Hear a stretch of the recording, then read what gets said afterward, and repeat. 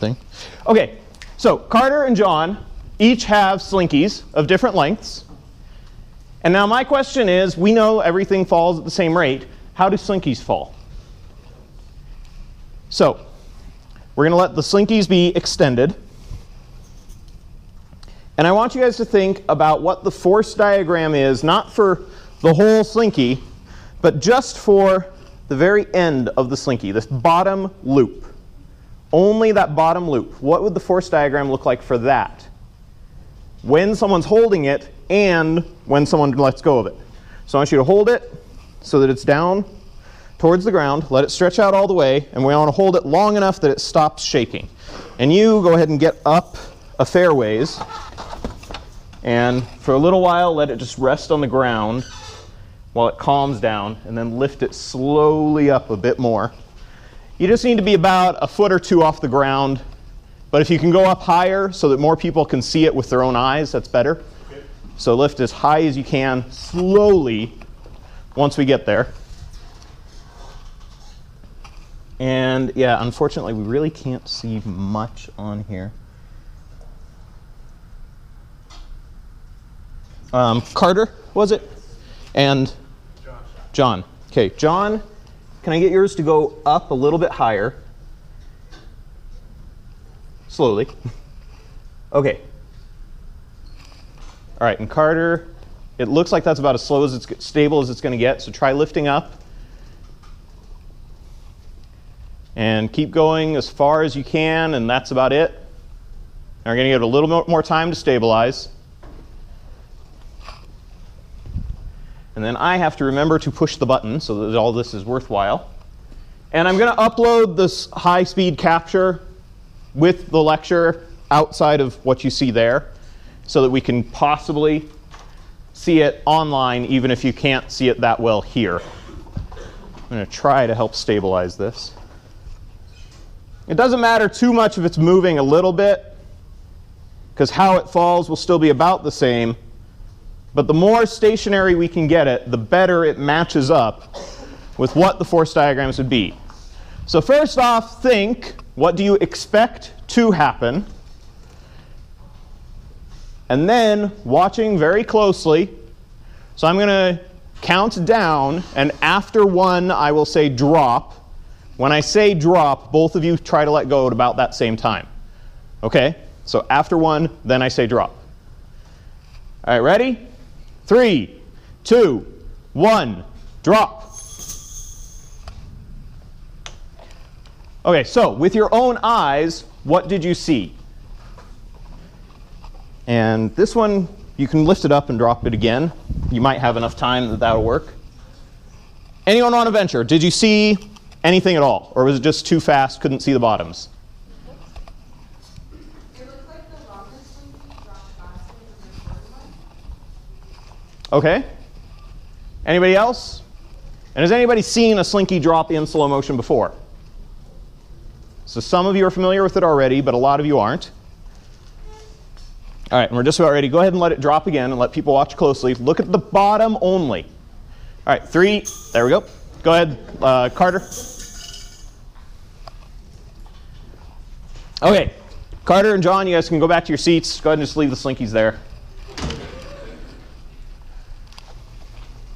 I'm going to kill all the lights and hopefully be able to get this to show nicely. All right, so we can kind of see the slinkies there, but it's pretty dark. These pink rubber bands on the bottom should help keep it in focus. See the top coming down? And the bottom's not moving at all. Same over here.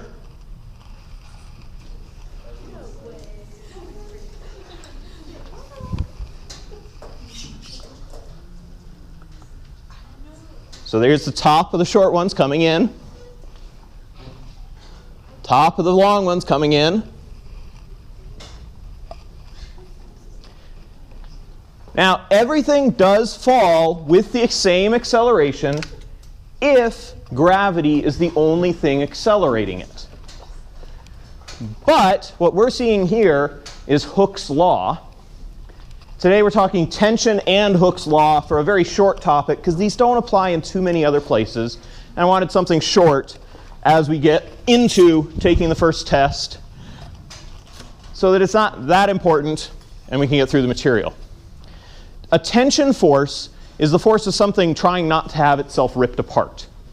So anything like string that goes slack when you're not pulling on it, when you are pulling, it's got a Newton's third law across the string. This is a rubber band, but pretend it's a string. I'm trying to not stretch it.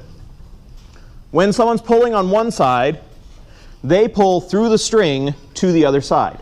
So on my end of the string, while I'm pulling on it, if I'm pulling really hard, but the string's not going anywhere, the obvious force pair is the string is pulling back on me. But all along the length of that string, the same force pair is happening. Every segment of the string is pulling on its neighboring segment, all the way down to the other side where that other person is pulling on it on his end. He has to pull just as hard as I do to keep the whole string stationary, because if there's a net force, there will be an acceleration, it will move. So that is tension. The force on one side of a string is the same as the force on the other side. And the force will always be directed toward the other end of the string, because you can't push tension. Then you'd have a rod, which is a rigid body, and we don't talk about tension in rigid bodies. Hooke's law applies to things that are stretchy, and they try to get back to the relaxed state. It's the same basic concept, except there's now potential energy in there. And we're going to be talking about potential energy during this next segment. So what's happening with these? In the back, I think I've heard your name, but I can't remember it now. Yes? Taylor. Yes, I have heard it. Sorry. So Taylor was right, actually, with her observation that the longer one looked like it fell faster, because gravity's not the only thing pulling on them. First, think about the fact the bottom stayed still. It did not move, but gravity was pulling on that very bottom of the slinky. So if it did not move, what other force was canceling out the net force from gravity? Well, the top's not being held anymore, though. It's that stretch, because it wants to go back to its relaxed state. So there is a force within here. So yes, every segment of the slinky is pulling on the neighboring segments.